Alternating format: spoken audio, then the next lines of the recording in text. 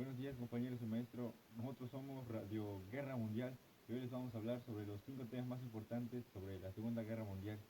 Como primer tema, acontecimientos principales relacionados con los regímenes totalitarios que les explicará mi compañero Joel, y la Segunda Guerra Mundial explicado por mi compañero Iván, el Holocausto por José Antonio y los ataques nucleares por Josué y el surgimiento de la ONU por mi compañero Jesús Alejandro. Características del régimen autoritario: gobierno impersonal, ausencia de una ideología oficial, promoción del terror, fuerte presencia militar, métodos de comunicación para la propaganda política, dominio de un partido político, apoyo creativa a ciertos grupos de intereses, manipulación de la Constitución. Las democráticas son igualdad y libertad, constitucionalidad,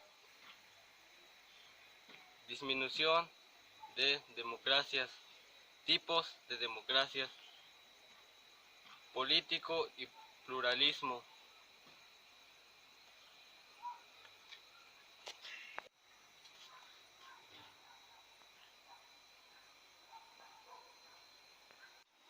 Hoy hablaremos de 5 temas muy importantes. El primero es el surgimiento y las ideas principales de regímenes totalitarios.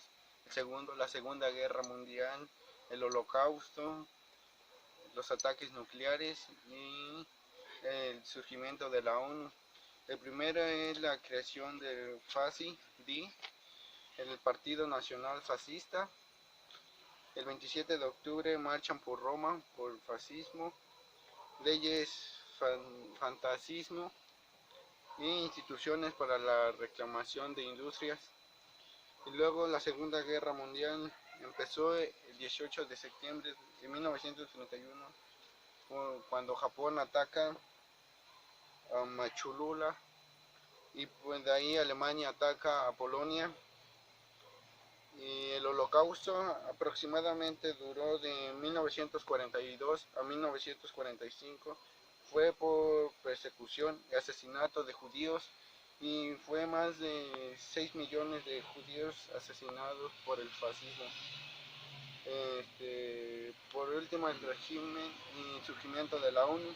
La ONU empezó a existir en finales del 27 de octubre de 1945, después del ataque de Estados Unidos contra Japón, lanzando una bomba nuclear y así firmando la ratificación en China.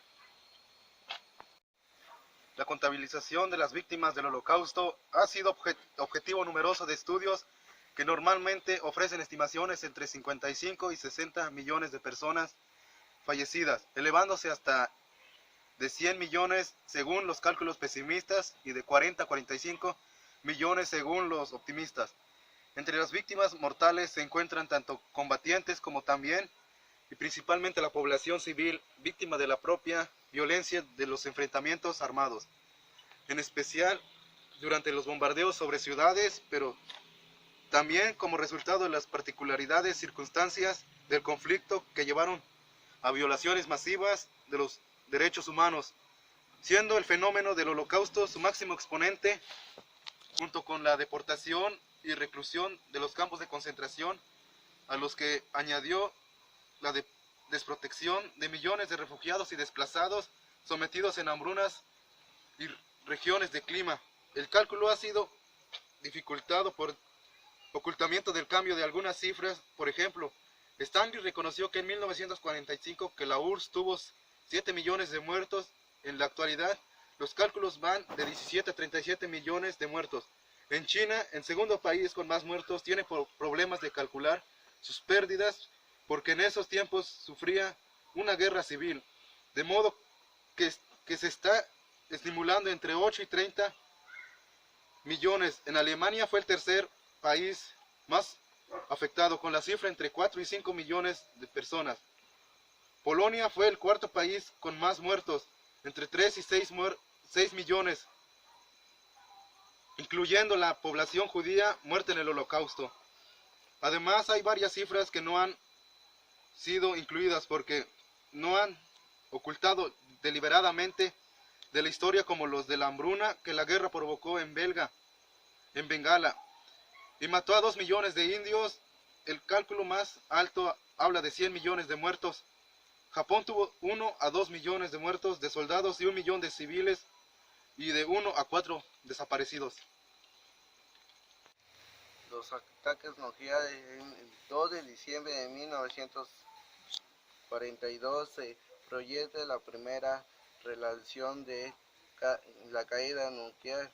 El 16 de julio de 1905, primera guerra de la bomba nuclear. Estados Unidos lanzó una bomba a Japón de la bomba nuclear. La ONU, la Organización de las Naciones Unidas, la mayor organización internacional del día de hoy, fue creada en 1945 por 51 países con el fin de mantener la paz en todo el mundo y la seguridad en el mundo, promover amistades entre las naciones, mejorar el nivel de vida y defender los derechos humanos. Se establece la conformidad de la Carta de las Naciones Unidas. Bueno, con el fin de esta organización, como nosotros la conocemos, la ONU, es mantener la paz y seguridad internacional. Es muy importante en el mundo, ya que esta nos ayuda mucho y da resolución a los conflictos de todo el mundo. Gracias.